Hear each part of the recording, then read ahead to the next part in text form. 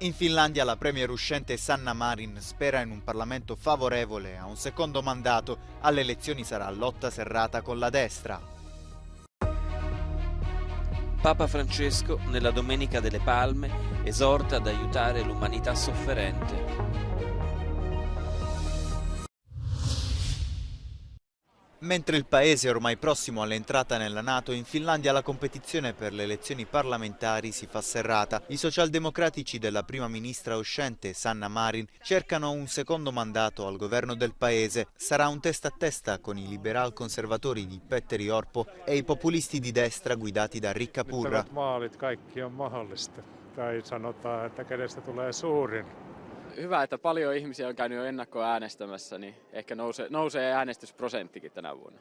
Tosi jännittyneenä. Nämä on tosi mielenkiintoiset vaalit.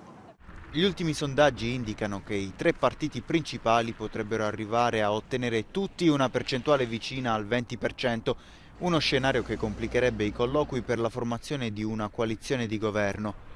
Poco più di 4 milioni e mezzo di finlandesi hanno tempo fino alle 20 per recarsi alle urne. In totale ci sono più di 2.400 candidati per 200 seggi.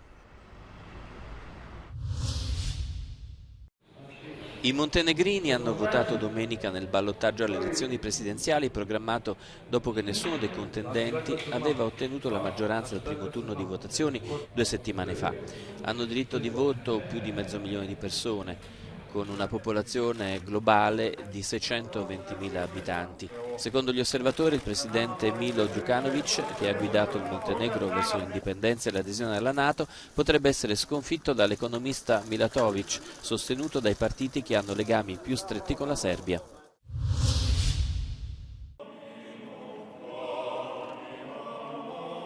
Uscito dall'ospedale, il Papa ha presieduto in piazza San Pietro la liturgia nella Domenica delle Palme, dove ha parlato di Cristi abbandonati del nostro tempo, di popoli che lo sfruttamento e la povertà gettano agli incroci delle nostre strade e anche dei bambini non nati e gli anziani lasciati soli.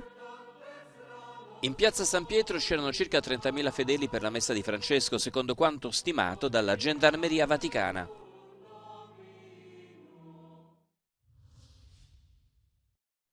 Humanity is about to take one step closer to returning to this place, the moon, because on April the 3rd, NASA will announce the names of the 3 Americans and 1 Canadian who will launch on a lunar mission called Artemis 2 next year.